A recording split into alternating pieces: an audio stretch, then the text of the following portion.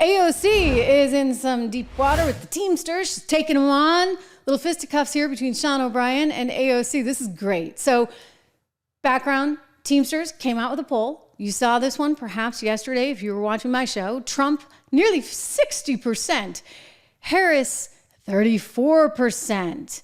Well, you see, AOC is a little mad. She doesn't like that. She's a little angry. She's like, why on earth are the Teamsters not supporting Kamala Harris? I mean, they ought to be there for the Democrats. Well, they came out and said, well, we're not going to support a candidate because you see, look at where our members are.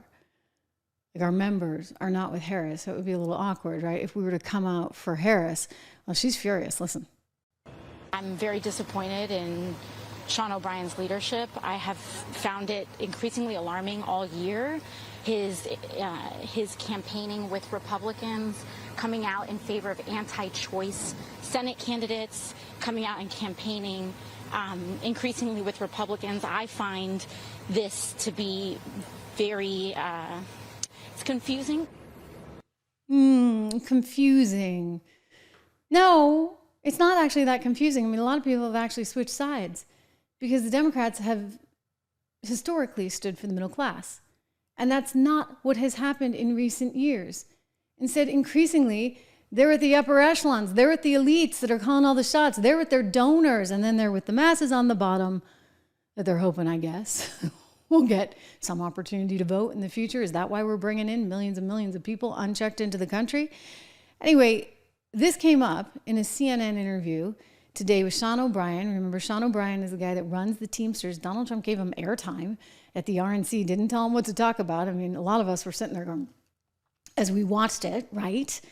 But it was a strategic move on Trump's part. And I think a way to kind of reach out to so many union members who, look, really and truly are up against it in terms of all the jobs that are going overseas, the manufacturing job losses that we have endured. And when you look at states like Pennsylvania and Michigan, hey, you're going to want some Teamsters on your side.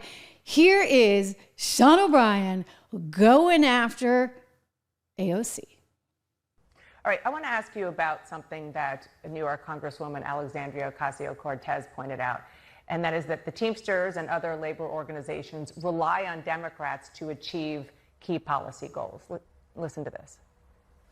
And at the end of the day, we know that when the Teamsters are in trouble, who do they call? When we need to make sure that Teamsters pensions are bailed out, when we need to make sure that they have a fair shake at the negotiating table with rail, it was Sean O'Brien calling Democrats for help.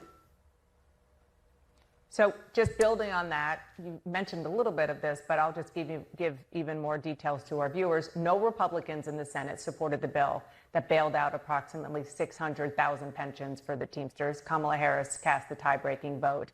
No Republicans currently support the PRO Act. If Democrats are the ones that consistently not just support your legislative priorities, but pass them into law, why are you refusing to endorse and give her the really key boots on the ground grassroots in a 50-50 race? Well, I just may want to clean up a couple of things that are inconsistent with the Congresswoman stated that the President of the United States, along with the former Secretary of Labor, was calling the Teamsters for help to try and settle it because they were afraid that if a rail strike happened, that it would throw the country into a recession. We were not calling on the administration. We were calling on the administration to stay out of it. And I've quoted this many times that my neighborhood that I grew up in, with you're familiar with in Boston, if two people are having a disagreement, you have nothing to do with it, you keep on walking. So that statement's inconsistent.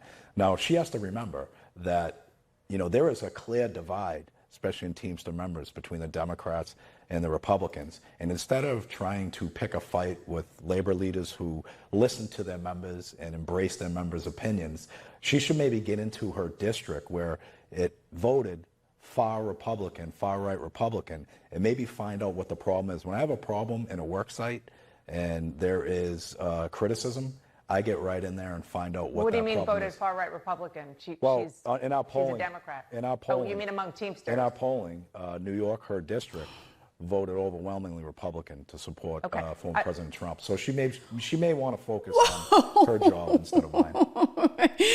The anchor Dana's like, oh gosh, this is not going where I thought. You know, maybe I could like somehow broker a truce here, but that's not happening. No, because actually O'Brien is like, yeah, my peeps, they're not with you, AOC. They're not with you, Kamala Harris. They're not with you, Democrats.